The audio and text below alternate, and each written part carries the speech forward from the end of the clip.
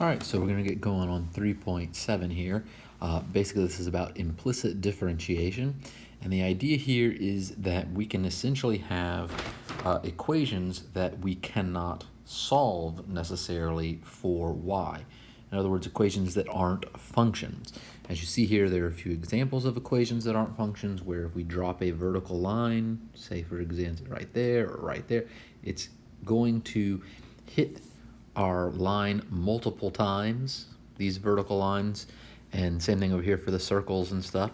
And so we cannot explicitly just solve them straight for y and have us be able to then just take a regular derivative of it. So each of these above equations is defines an implicit. I could probably write that a little better. Implicit, that L. All right. Relation between x and y. When an equation that's a function of x and y, right, we can put it in this form, is difficult or impossible to put in the form y equals f of x, we can use the News technique to find the derivative, okay? And that's what we're going to be interested in here.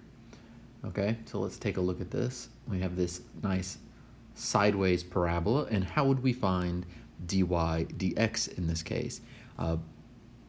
Normally what you would do is make this a two equation thing. You would say that you would have, you would take the square root of both sides and you'd have y equals plus or minus the square root of x. And so what we could do is have a top part, which would be y, we could call that y1 equals the square root of x, and we could have a y2, which is equal to the negative square root of x, so that's the plus and minus part. Over here, this y1 is x to the 1/2, and then if we take the derivative dy1 dx, we get 1/2 x to the negative 1/2, which is just 1 over 2 times the square root of x, okay? Over here for y2 is the negative of x to the 1/2, all right?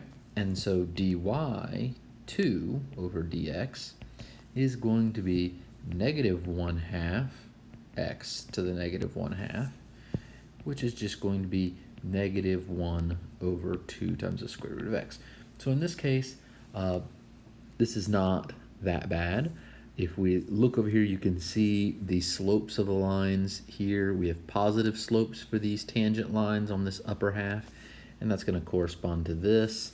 And down here, we've got negative slopes that are tangent to it, and that's going to correspond to that. Okay, so we have two little sets of what's going to give us our derivatives here. Now, sometimes, though, we might not be able to just do this like this. So we need a second and sometimes very much necessary method. And here we are, is we're going to differentiate both sides of y squared with respect to x, treating y as a function of x, as something we can just take a derivative of, and do it this way. So let's take a look here. We've got y squared equals x. And so what we can do is do d dx of both sides. Okay, and so we're going to do d dx of y squared is equal to d dx of x, like that. And then on the left hand side, we have to do the chain rule. All right, this is a function. It's a function of x squared. So you have to do the outer derivative and then times the inner derivative. So this is going to be 2y, that's the outer derivative, times the inner derivative. Well, the inner derivative is just dy dx. Okay, now over here, we're also going to treat x as though it's a function of x, right? That's the way I like to do it. And what this gives you is the outer derivative. You bring, like this is an x to the first. You'd bring that 1 out in front, and this would become to the 0 power, which would make that derivative, right? It's x to the first, and so that becomes 1 times x to the 0, which is just 1. So that part doesn't matter, but then we have to do the derivative of the inner part, which is just dx dx, which in a long roundabout way is still just dx over dx. That's just 1. So it doesn't really make much of a difference there. So this is 2y dy dx equals 1. I know, kind of a long roundabout way just to show that it is still just equal to 1. So this means that dy dx is equal to 1 over 2y, just like that. And so we've got something here which we can then start substituting back. We know what y equaled. Y is equal to plus or minus the square root of x. So this dy dx can tell us then, if we substitute back in, it's 1 over, right? From here we get y equals, just like we had on the previous page, plus or minus the square root of x. We can substitute that in. Here's the plus, or 1 over 2 times the negative square root of x, like that. And as you see, we're right back to the derivative that we started with on the previous one, okay? Which is if we look on the previous page, 1 over 2 times the square root of x and negative 1 over 2 times the square root of x. So I guess I could rewrite these 1 over 2 root x or negative 1 over 2 root x. Okay, so we got the same answers by doing that. All right, I want to take one last quick look, just real quick here. I feel like I should explain that a little better. If y equals f of x, and we've got y squared, that means we are taking the derivative of f of x squared. Like I started this before, I didn't finish it. So we do the outer derivative, 2 times f of x to the first, times the derivative of what's on the inside, which is f prime of x, okay? And so that's what we'd have. And since y is just f of x, this is 2 times y times the derivative of y with respect to x. That's that part, that's that part. Okay, just to kind of explain that as a little aside. All right, so moving on, let's take a look at this next example, and we want to use implicit differentiation, all right, to find dy dx of 2x cubed minus 3y squared equals 8y. So in this one, what we're going to do is go through and just do this derivative implicitly. So we're going to do d dx of 2x cubed minus 3y squared equals 8y, which is the derivative of 2x cubed minus the derivative of 3y squared equal to the derivative of 8y, just like that. And so let's do these. So the derivative for this one is just a derivative of x, which means you can do the same old thing, which just gives us a 6x, and then technically it's a 6x, and then you chain rule to dx dx. Not going to require you to do that. Technically, we've been doing that the whole time, but you don't have to start writing it now, but for completeness, technically there's a dx dx there, which is just a 1, okay? And then, don't forget the squared. So next, we have to do the derivative of this one. So this one, y is a function of x, so we have to chain rule it. So this becomes 6y to the first times dy dx. And then over on this side, we end up with 8, and this has a y, right? So we've got y to the first, we bring that out, we make it, bring that 1 down, it's 8 times 1, and then y to the 0, so that's just 8. And then we have to do the inner derivative, which is dy dx, just like that. Now we need to try and group our dy dx's together, so we can make this 6x squared equals 8 dy dx plus 6y dy dx, like that. You can factor out a dy dx, just like that, and have a 6x squared. And then you can come over here, and I'm going to actually swap it just so I have dy dx on this side and do the 6x squared over 8 plus 6y, like that. And then we can leave it like that. If we could go up above and actually solve that nice and easily for our for y, then we could substitute it in and get it purely as x. But we're not always going to get this as purely a function of x. Okay, so some of them you're going to end up just leaving with a y in it like that. All right, let's try the next one. Let's take a look at a circle. And it says, find the slope of the circle x squared plus y squared equals 25 at the point 3, 4. So we want that slope right there. So what we want to do is say, this is a function of x and y.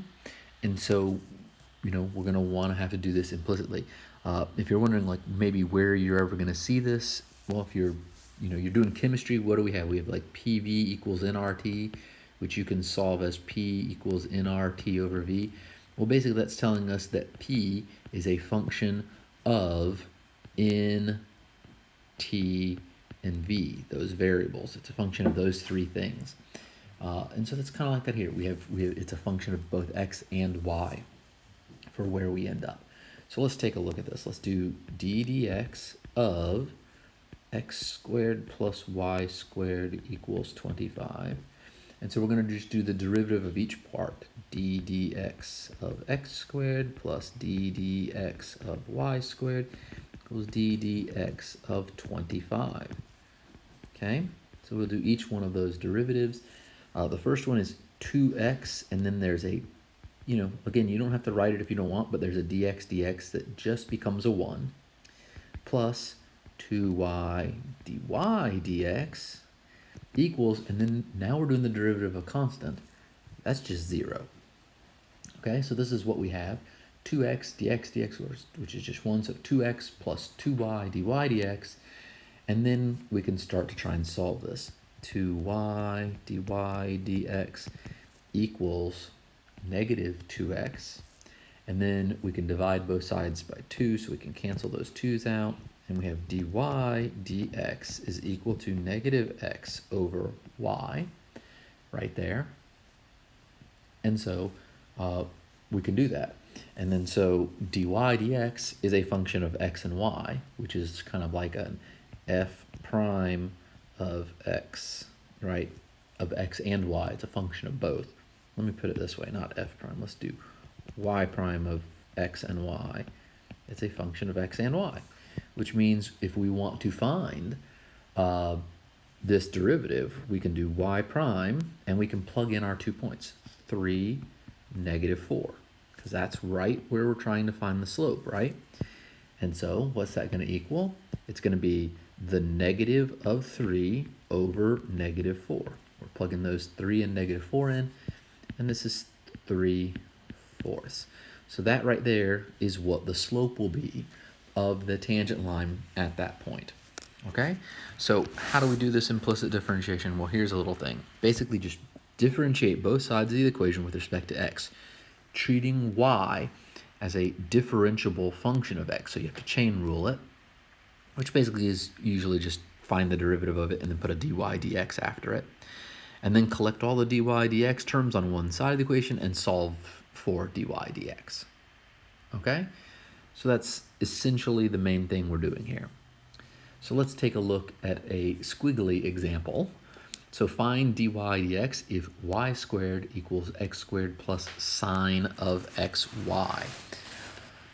All right, so what if we were to just try doing, just do it straight out here. So let's just do it. I'm not going to write it all out in all the form we were doing. So we're just going to apply this. We're going to do the derivative of y squared. That's going to be 2y dy dx. Then it's going to be, for this one, 2x and then dx if you want it there, but it just becomes a 1 plus, but I know it just becomes 1, but it's a good idea to kind of think of it that way. It'll help you in the future.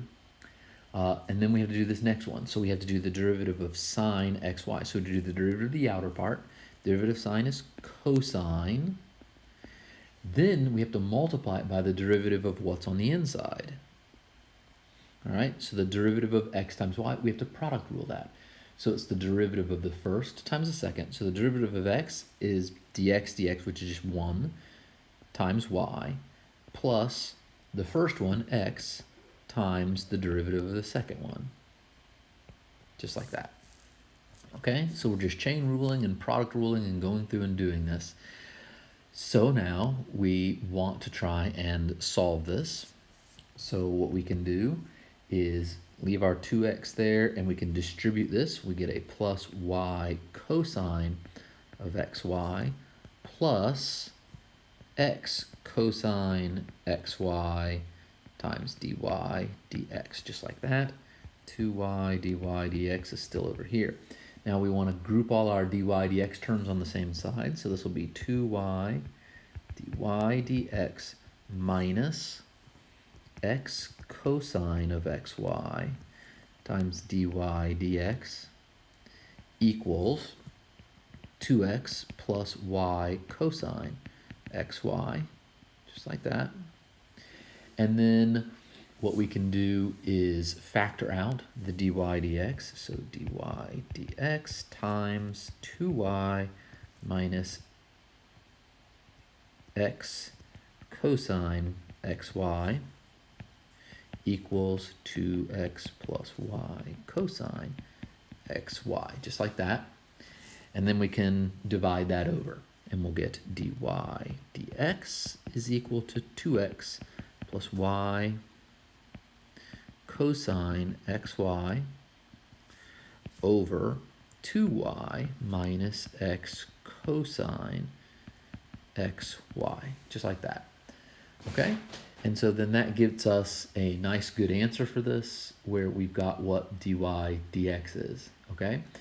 If we were to want to do a second derivative of this, right, if it asked us find the second derivative, we would simply take the derivative of this, right? Because then what we would have is well, don't do this. Don't square it. Don't think that you're just going to square this to get this. What you need to do is take the derivative of it like that. This is our d2y dx squared. Don't just try and take this thing and square it all out. If you do, it's not going to work out very well for you. So don't do that. Don't square it. Okay? I think I wanted to give you one here just to try.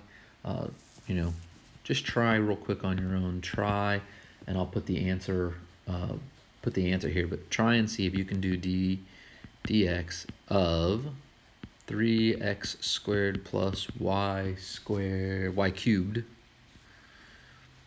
equals y squared, and you should get that dy dx, try it, dot, dot, dot. You should get negative 6x over 3y squared minus 2y. So give that one a try. See if you can get that to work out just like that. Okay? Next, let's try to find the second derivative here. And let's just go ahead and do it. So we start with taking the first derivative. So d dx of 2x cubed minus 3y squared equals 8. We're not going to write it all out the long way. We're just going to go ahead and do it. So we'll do the derivative of this one. So bring the 3 out front. That's a 6x squared. And then again a dx, if you like thinking of it that way. I'm trying to do about half of them with writing it and half of them with just pretending it's a 1. But again, I think it's good for you to try and think of it that way to help you understand it at a little deeper level. Then we do the derivative of the 3y squared. That becomes a 6y to the first times dy dx, right? Chain rule. And then the derivative of the constant is just 0. That's that derivative of the 8. All right, now what we can do is solve this for dy dx, and that gives us dy dx, and I'm going to do this in one line, but I would basically add 6y dy dx to both sides, all right, and then divide by 6y. So this will be 6x squared over 6y, and then that just gives us dy dx equals x squared over y. All right, so that was just a little step of algebra that I did up there in my head from here to here, just some algebra, you could do it.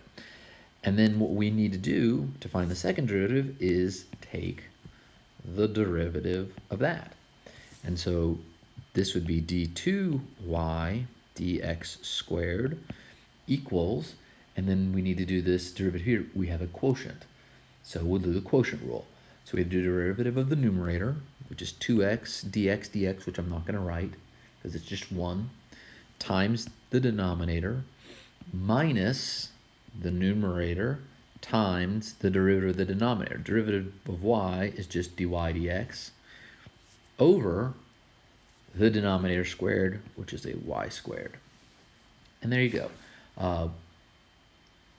We've got our answer right there. If we wanted, we could do some we could do some, we could do some substituting and stuff.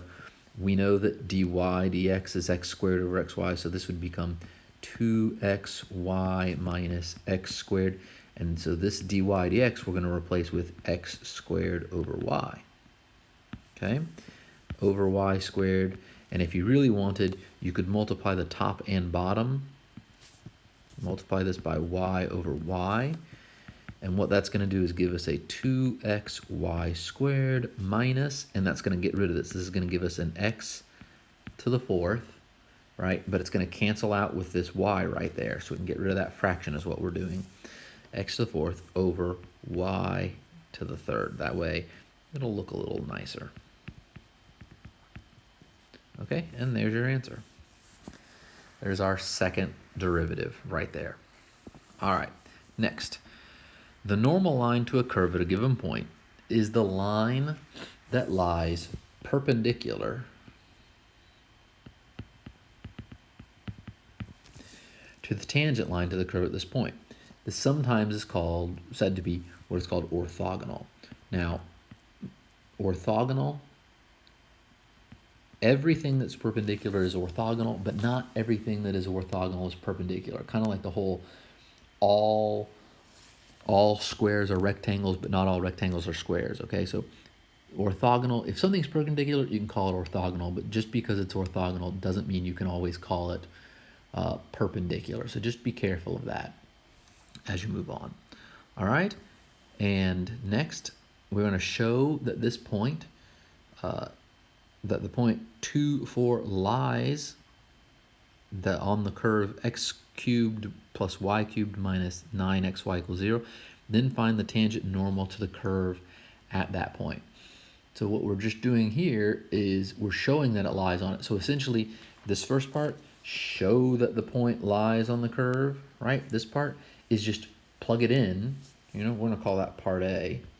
We're going to just plug it in and see what it is. So we're going to plug in and see if 2, 4 is a solution.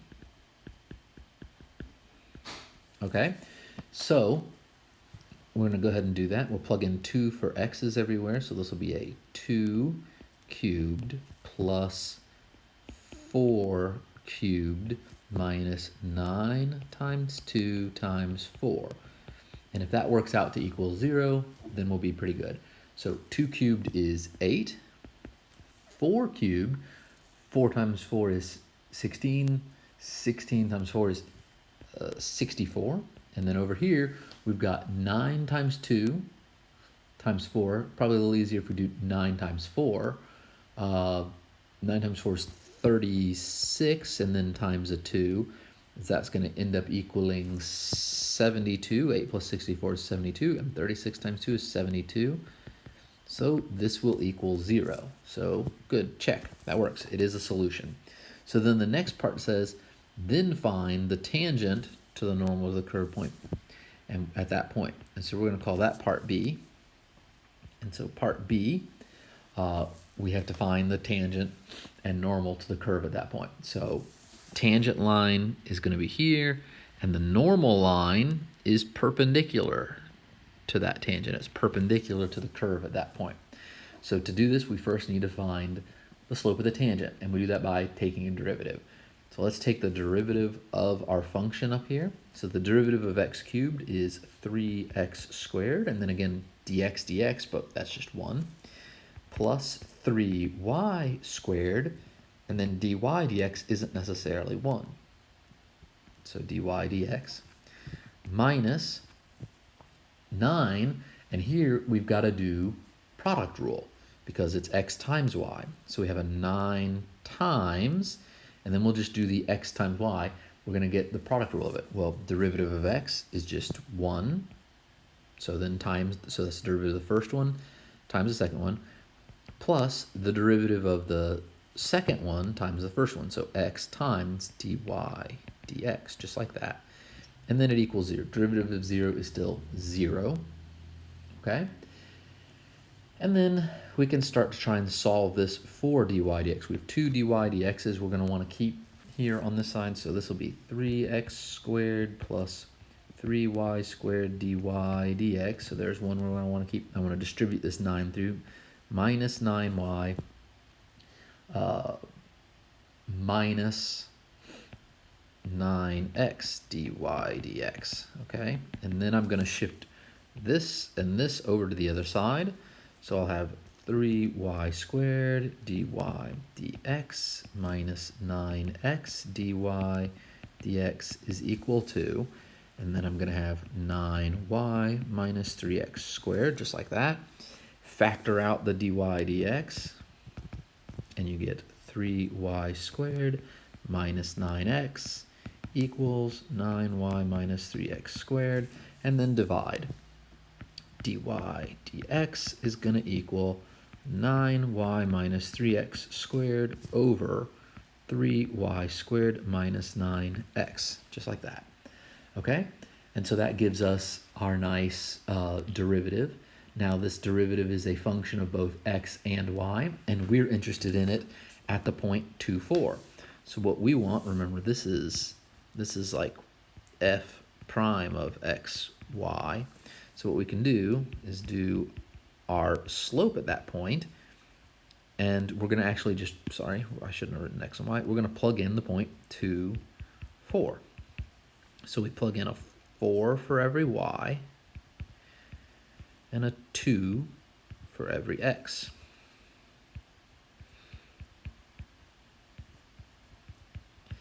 Okay, and if you go through and solve that all out, you should get a 4/5. Give it a try and see if you can do that little bit of algebra to get the 4/5. But that is essentially the slope of our tangent line. So they want us to find the tangent line. So what we'll end up doing is you can do it just this way real quick. You can do y minus 4 is equal to, and then put the slope in, 4/5 x minus times x minus 2, like that. All right, that's in the point slope form instead of the slope intercept form, but you can do the slope intercept form if you want as well. Then you just have to solve it for b like we've done in the past. But here what I can do is just distribute the 4/5 and add the 4 to both sides, and you'll get 4/5 x plus 12/5. Okay, and that's the tangent line. Okay, I'm going to come up here where I have a little more room for the normal line. Normal line, if it's perpendicular to the tangent line, it means it has the negative reciprocal for the slope, which means we can do the same thing with the point slope, y minus 4 equals, and then we're going to do the negative reciprocal for the slope, negative 5/4 times x minus 2, just like that, for the point 2, 4. Okay, and then just distribute everything and solve, and you'll get y equals negative 5/4 x plus 13/2, and that is the equation for the line that is normal to the curve there. And yeah, that was it. All right, so there you go. That's it for this section. I hope it made some sense to you. Go back, listen to it again, practice, practice, practice, practice. There's no substitution for practicing this stuff at this point. Just going to get more and more complicated. So make sure you're staying caught up. Make sure you're doing well with this stuff, and let me know if you're having any trouble or you have any questions. All right, that's it.